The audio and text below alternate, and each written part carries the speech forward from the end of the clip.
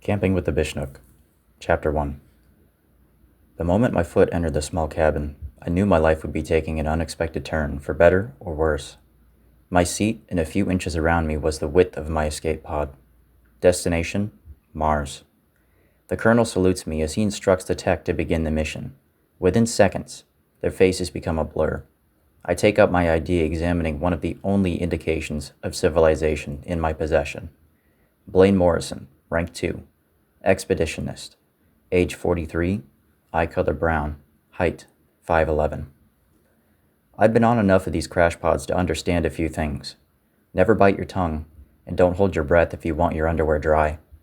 I hit the surface of Mars with much the same force as their trials on Earth. The smell of sulfur hits my lungs as I collect myself enough to lift the hatch. Compressed air screams as it leaves the cabin, causing my ears to pop. The window I looked out of slowly fell to the upturned ground. My unobstructed view of the planet was like nothing I'd ever seen before. In front of me, the smell of dirt and grass enveloped the small space in the pod. As I unstrap from my seat, I bend further forward, only hoping to see the tops of the trees around me. I stepped out to appreciate just how massive this planet was in comparison. The blades of grass at my feet resembled aloe vera in thickness and height. Even the leaves in the trees were massive, with some bigger than my torso. In my dazed state, I began my work evaluating the planet. I'd landed facing north, in the middle of a clearing, fortunately. The sun was just west of noon, leaving another 11 hours for me to find shelter and a water source. I scanned the tree line and surrounding area for any signs of life at all. I spot a fresh path leading toward the middle of the clearing off to my right. I follow the trail, keeping an eye on the edge of the trees until I spot people's heads poking up over the top of the grass. A small village with mud huts and a fire pit in the middle. I quickly duck behind the grass, finding my breathing quicker than the moments before impact. They haven't spotted me yet, and I could just leave. It is worth noting where the Aborigines' village is. Just when I'd decided to stand and walk the other way, I swivel my head right and catch a glimpse of another man squatting down beside me. I leap to my feet within an instant. The man erupts in laughter, leaning onto his cane while desperately trying to catch his breath. We both stand observing the other without speaking, as I notice his wrinkles look that of a man well into old age. It's then I remember my galactic translator. I search through my backpack until I catch it in my grasp. The man now has an expression of amazement. I bring the metal device toward him while he backs away slowly. "It's nice to meet you. My name's Blaine." I speak toward the man who is now questioning me with his eyes. He stares, between me and the device in my hand, refusing to move. I need him to speak, so the device can read his language. Yet, he might not even talk. I turn around in my backpack and place it on my shoulders. The man motions for me to follow him into the village. I study him for a moment before hesitantly walking past him. Around the corner, the village was bustling with excitement.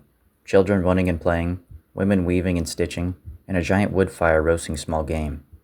No one even turned in my direction until we reached the edge of the first houses. I sit on a log with the villagers surrounding the fire. A man with a green cane hobbles over in my direction.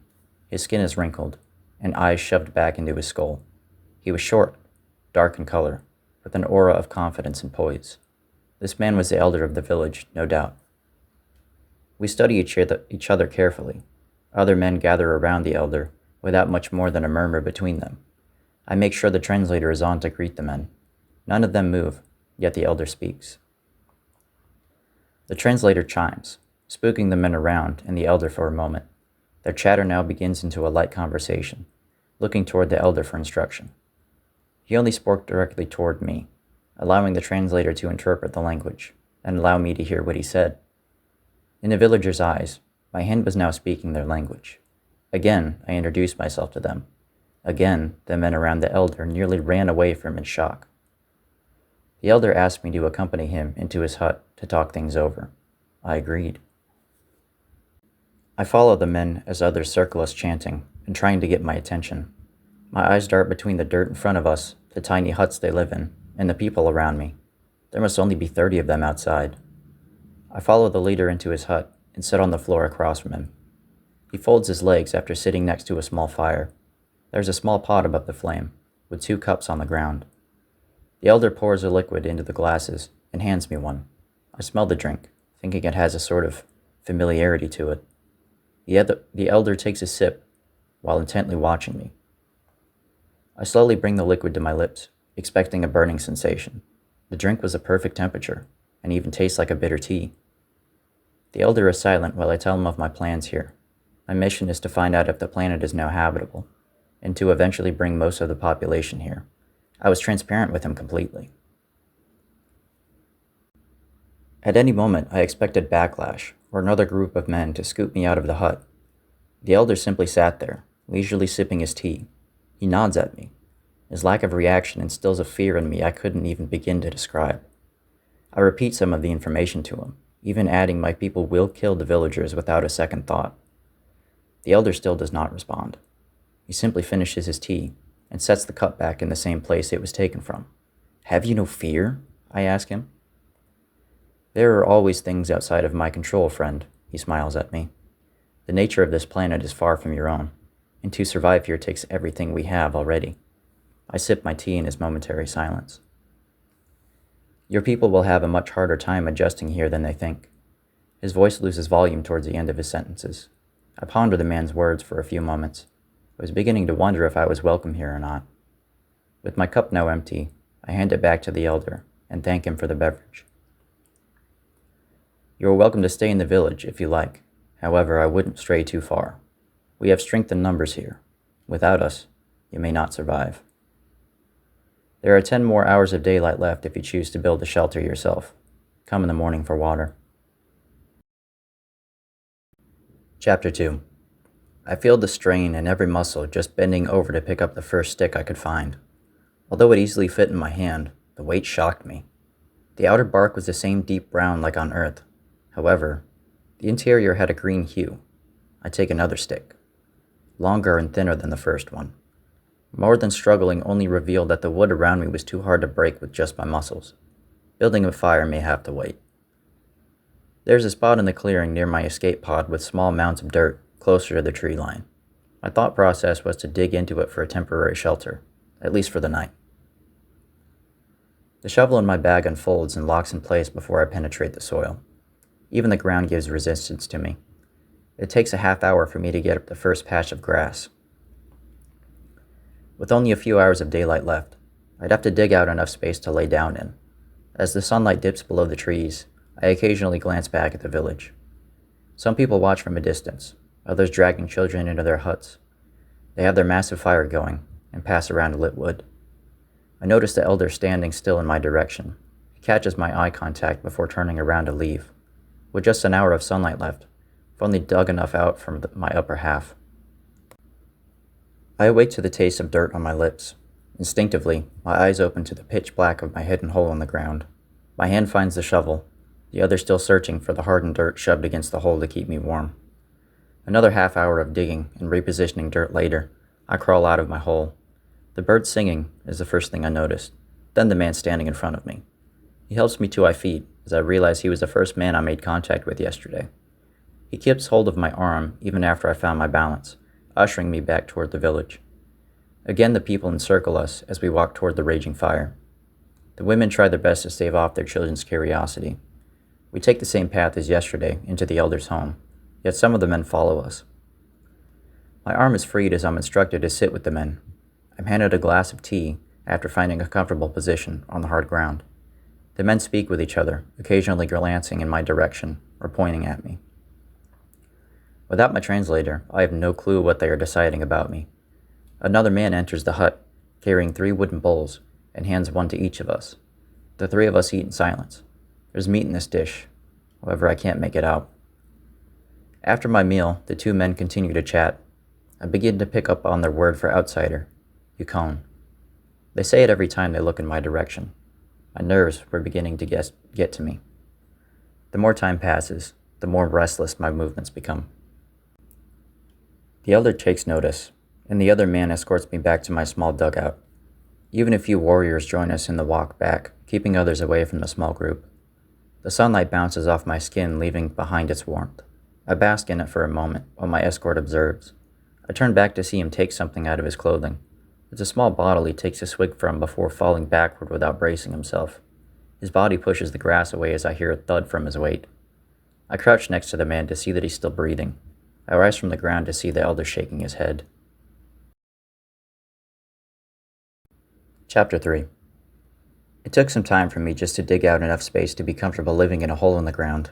At the end of the week, my body was beginning to implode its own muscles. The man who had been escorting me, I found out, was their shaman of sorts. He taught me to use rocks and the wood lying on the ground to make a fire. Some of the women were even nice enough to make a small pillow and blanket for me. There was an atmosphere of giving in this village. Slowly, the people began to trust my presence among them.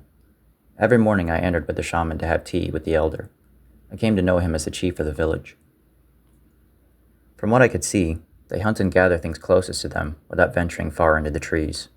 I knew they had their reasons for staying close at all times. It was unnerving to me that even with their numbers, they chose to hunt only small game. I made a habit to bring my translator with me in the mornings and to meals I was invited for. The chief seemed to have a soft spot for me. Once, a few children approached me and gave me a small bracelet. It was too small to wear, so it was placed with my dog tags.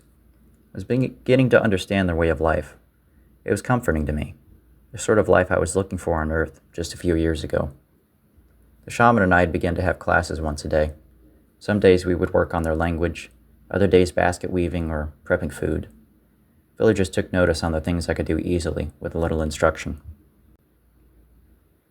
I was amazed at how much we could communicate non-verbally.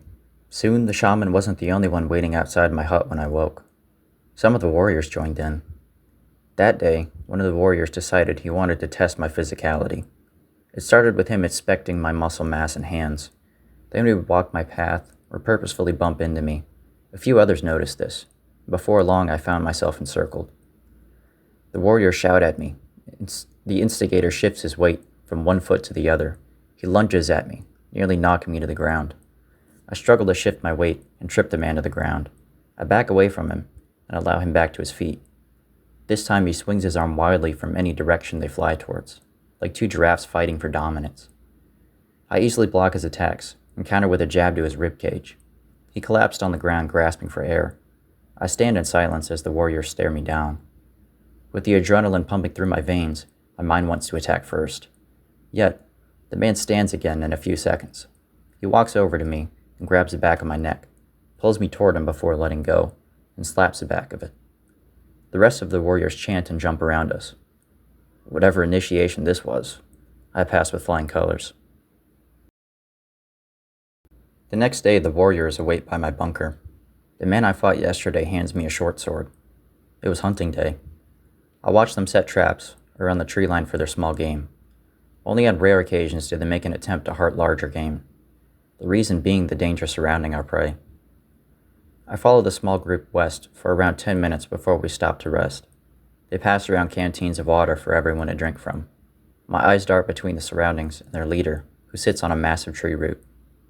The group is silent, but now each of them tune into the noises around them. It wasn't hard to guess a predator was near. I wait for the leader to give any direction at all, but none comes. Everyone is still, like birds in the coop waiting to be taken. I hear the leaves rustling behind me, just as I feel the touch of the creature. So fast I couldn't even see it with my eyes. Only a whoosh, and the wind rushing past the back of my neck. Still, nobody moves. The wind picks up, blowing the leaves and dropping a few on us. We brush them off, only to see one of the warriors with a gushing wound on his forearm. He doesn't announce it. The leader takes a sudden swing behind him and catches its target. He flings a screaming cloud of feathers into the middle of us warriors, and they finish it off. I study the creature for a brief second. A bird of sorts with thick legs, sharp talons, and small arms. The blood on the ground pools a sickly purple color. A second bird lands next to the other one. I help put the animal out of its misery. We each take turns bringing in a haul of 8 birds. Too bad it took more than that for them to realize we weren't worth picking a fight. Each of us carries a load back to the village. The journey was longer and much quieter. We enter the clearing. The women take the birds over to the fire and begin prepping the meat. The children dance and sing. Some even come up to thank us. I catch the eye of both the elder and the shaman. Their chins lift in pride. Chapter 4. 15 days have passed since my descent to this foreign planet. My knowledge of not only the plants, but survival skills has improved tenfold already. I couldn't imagine how short my time would have been without the elders being so welcoming to me. Most people in the village looked up to me at this point. It was clear. I fit in. One of the things I noticed about the village was their food storage. Things like berries and veggies were left in baskets in their homes. Meat was caught fresh daily. After talking to the elder, I came to realize they survived the winter, much like squirrels on Earth. They collected hundreds of pounds of nuts and other protein-rich foods that were stable. First, I began my work on the dugout. My shoulders were bearing the weight of the dirt flying through the air. It was no walk in the closet, just another hole in the ground with a shelf dug out. I put the basket I made along with whatever food was lying around inside. Leaves covered the dirt on the shelf, some of the food wrapped in it as well. It wasn't much, but I was proud enough to show off. The shaman follows me through the small doorway and is short enough to stand in the same spot I sleep in. I motion for him to take the stairs, but he hesitates. When he does, I follow him and crouch to see his reaction. His hands rise toward the back wall, feeling the cold air escaping from the dirt. He inspects the meat wrapped in leaves and smells it, a nod of approval. It wasn't long until the entire village was outside my house for the first time. Everyone wanted to experience the chill of my makeshift fridge. The leader pulls me aside to ask if I can make one for the village. How could I argue with him? We quickly pick out the spot, and I'm the second person to start digging. Every warrior has a shovel, surprisingly, made out of metal. We finish the project in record time. The women take charge after the digging, not only improving the appearance of the hole, but also some of the preservation techniques I would now have to replicate. The knowledge of plants in the area was vast. Curiosity engulfed my face enough that the shaman takes notice. Another class to add to my days here. The next month, my training was beginning to ramp up rapidly. I became aware of a checklist the leader had me working on this whole time. I'd helped trapping, skinning, foraging, smoking, hunting, weaving, knitting, and much more. My understanding of the language improved as well. I could form a complete sentence myself. I brought up the shovels to the shaman, who had previously neglected to tell me he had a forge in his village. I was delighted to hear this. I asked the shaman to teach me how to work with the metal on the planet. He then insisted we'd make needles for the women of the village. A smile crept on both of our faces. Before we could attend to that matter, the leader asked me to hunt a deer-like creature for him. It would be my official rite of passage into the village as one of their own. The mere thought filled me with joy. That night, I went to bed with a purpose for the first time in years. Wondered if the shaman knew that. The first few days in the forge were uneventful. Most of my time was spent fanning the flame hot enough to heat a small portion of the metal. The shaman made 5 nearly perfect needles. I was only able to get one of the 5 without snapping the metal. Keeping consistent heat without any measuring devices was very new to me. Chapter 5. It took me more than a few days to ready myself for the challenge. The warriors helped me fashion a bow, hunting knife, and allowed me to borrow a few other things that might come in handy. With all my gear, I headed toward my familiar hunting ground. My spot was just off a known trail leading west. I watched the leaves dance in the trees, looking for any sign of life. My ears can hear creatures scurry on the floor every so often. The sunlight slips through the density of the forest for a feigning moment. Patience was becoming an annoyance, even for me. I sat in the same place for what felt like hours before the forest suddenly fell silent. Even the wind stopped. The deer I'd been tasked with hunting was now within my sights. I drew my bow, breathing in slowly. The shot was aligned perfectly. I let the string scrape my right arm and watched the arrow leave its nest. It curved, yet stuck true. A heart shot that would also catch a lung. My chest was pounding. My first big game on the planet, an entire party awaiting my arrival back at the village. I rush over to my kill, just 30 yards out. There was nothing there. A puddle of blood with a small trail to the nearest tree. The blood trail continued up the tree. Goosebumps flood my arms. A fire is lit under my feet. I was now running for my life. It was clear why the forest had been silent so suddenly. There was a bigger threat than even me. The warriors gathered around me first. They wanted to know what happened. I told them what I could with what little of their language I knew. One of them ushered me into the chief's hut. I sat across from the man. His demeanor was always the same. Again, he hands me a cup of tea and takes a sip of his own. He can sense my tension and my struggle to lift the glass to my lips. I struggle to form a sentence for him while he nods slowly at me. Bishnuk, the elder man says to me. Not safe no more. Stay in village.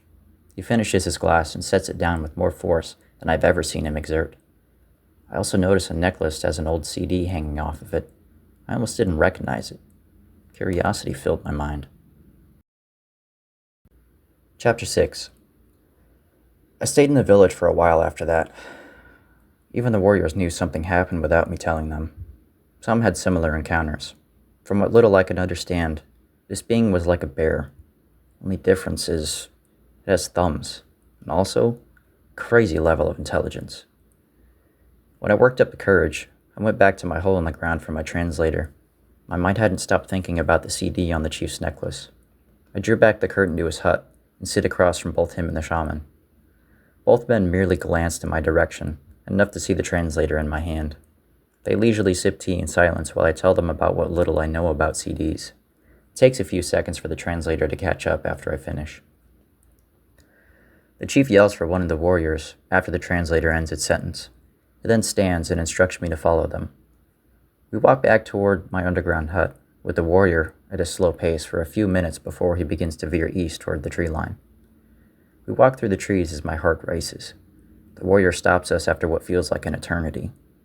To our left is upturned dirt, piled to the right of a hole in the ground. The warrior gets on one knee and picks up an object out of the dirt, an old flash drive still in its plastic wrapper. The elder watches my expression filled with curiosity. He can see the familiarity with the object. The warrior takes the flash drive out of the wrapper and hands it to the elder. I watch the curiosity fill his face as he exposes the metal to its first breath of oxygen. We walk back to the village in near silence. I still hadn't mastered how to walk through the vegetation of the planet. My footsteps echoed onto every surface of roots sticking out of the ground. With just 2 words, the leader of the warriors rounds up the rest of the pack. They pick up their shovels and ask me to join them. I gladly accept the invitation and follow them back to the dig site. The men dig for the entire time we stay at the hole. I instruct them on how to carefully extract the electronics and separate them into piles. Most of the material and plastic coating was still intact. User manuals and the basics of coding were included. To me, this was the biggest jackpot on the planet I could have asked for. I could rig up a rudimentary computer, hijack the translator, and control frequencies. The possibilities have my head swirling. We take what we could carry in our hands back to the village and bury the rest in a pile for safekeeping. I make a mad dash over to the chief's hut and still don't manage to scare him with how fast I enter. I sat with him and the shaman. I begin my rant of trying to explain myself to the elders who are largely disinterested.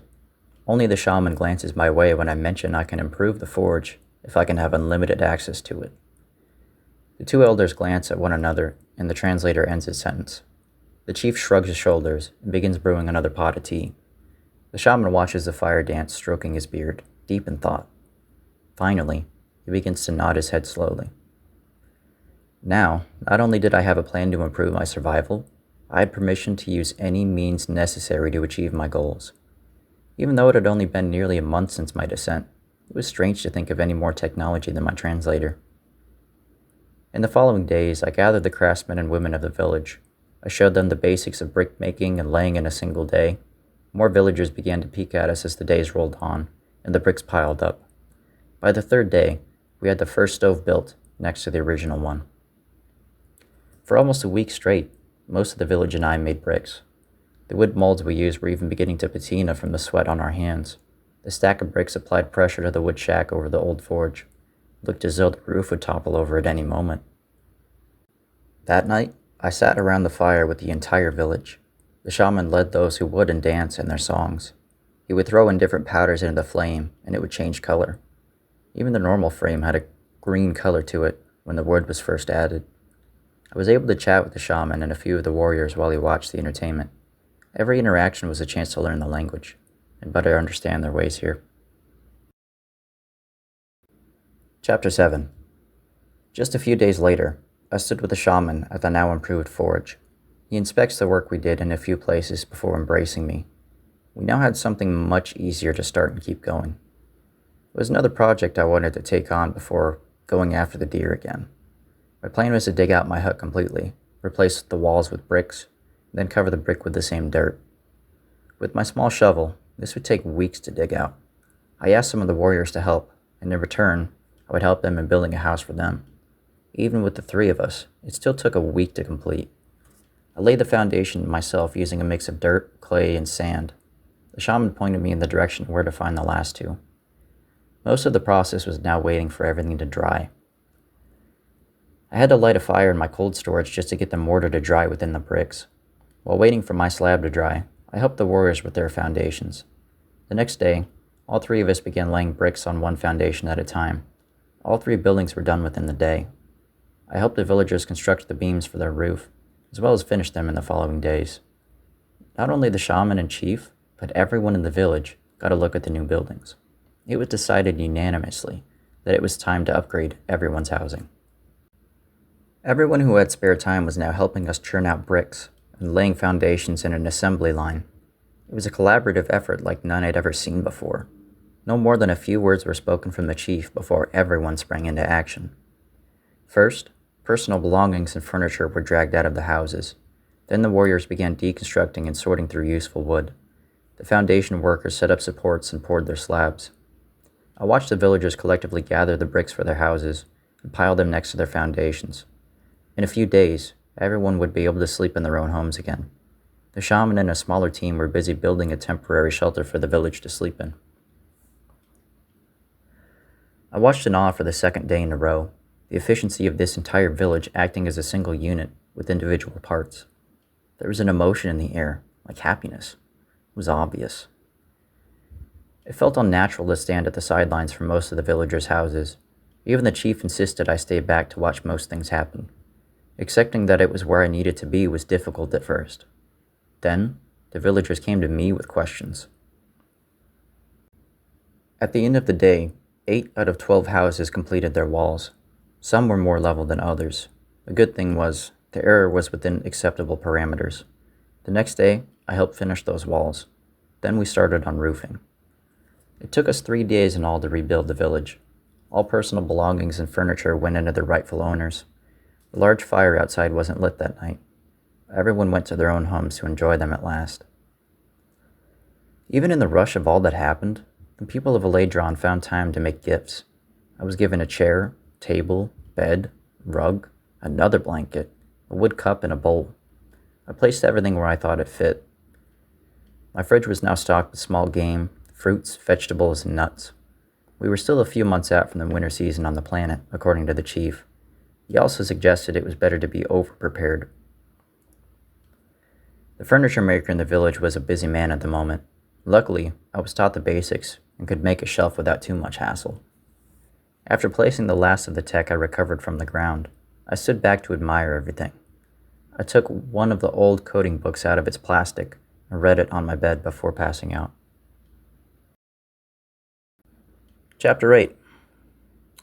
Apart from my time in Alaska, I was formerly one of the best coders in the U.S. Every company wanted to hire me on at any cost. I used to work upwards of 100 hours for months on end. Eventually, I would collapse from the exhaustion. I ended up moving to escape it all. The government was still handing men like myself money to develop what little forest was left. When my name was mentioned in rooms I'd never stepped foot in, the government sent someone to talk me into their program. She was a 6-foot bombshell of a blonde with a massive rack. The funny part was how she started our interaction. "I'm from the government, and yes, you can look at my boobs." This woman walked up to me with fresh blood on my axe and pooling on the ground at my feet. The most I remember of our conversation is her being mad I didn't even glance in her direction. Not only did she ask me to take me to dinner that night, but with the offer on the table from NASA of all places, to refuse this would be the worst mistake I could ever make. We flew in the government's hovercraft to the Florida coast in just under 3 hours. The woman with me nearly lost her lunch throughout the trip. I met with the men at a long table and signed my life away.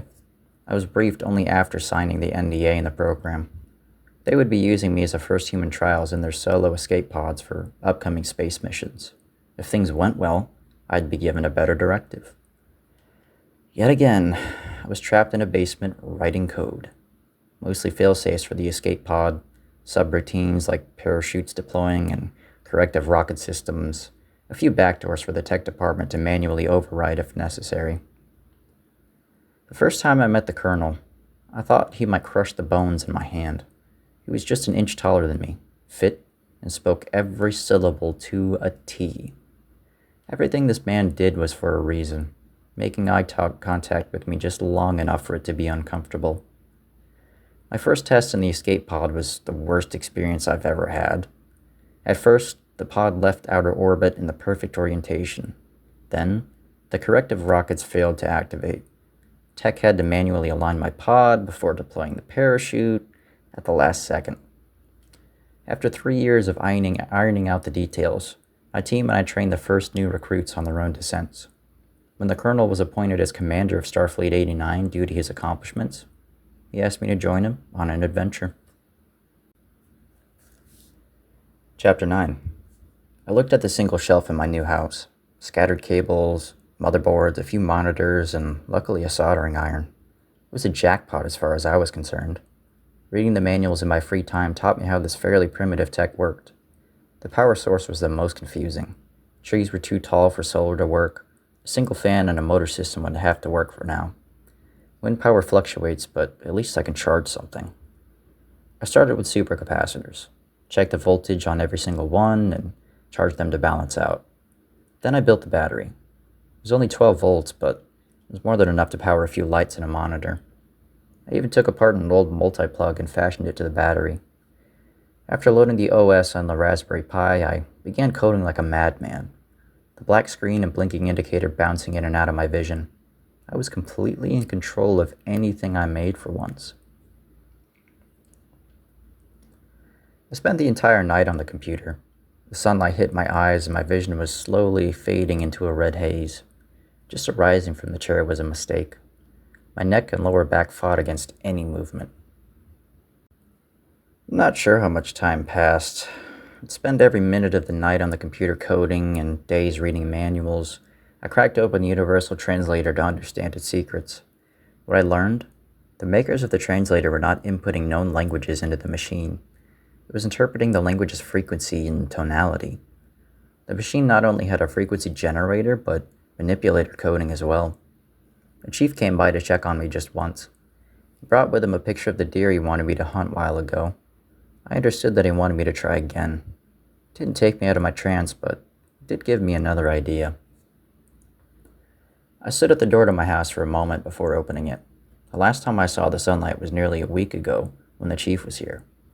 I checked my bag before walking into the clearing. On my left arm was a heartbeat sensor, my bow wrapped around my back and the arrow swinging wildly behind my head as I stopped just off the trail. The heartbeat sensor is only accurate up to 30 yards. Nothing at the moment. I wait until the machine chimes in another 10 minutes. Quietly, I aim my bow and the arrow at the direction of the heartbeat. I spot the deer walking away from my position and adjust. He was much like a young elk, just fast enough to be a problem. I took my shot and watched him get only 2 more steps in. My kill was just 40 feet out. My footsteps are solid and purposeful. It takes me a few minutes to get next to the young buck. A clean shot through the young and heart. His front legs dangle in front of me as I drag his corpse back to the forest. I was almost to the clearing when my heartbeat monitor chimed. My left arm was pointed towards the north while I marched east. Even though I was curious at the moment, my kill was a priority. The clearing was in sight when I began to hear rustling in the foliage just behind me, leaves falling and branches being broken above me. When I got into the clearing, I felt the ground beneath me shake. Whatever being was behind me was just in the trees. It was also much bigger than even the deer on my shoulders. On my left, some of the warriors noticed my entrance back into the clearing.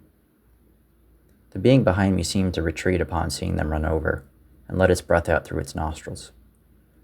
The villagers were ecstatic about my kills. Warriors gathered around me in the fire when I entered the village. The chief and shaman praised me. Not long after that, food was being passed around to everyone. My freezer was now stocked again, which was a relief.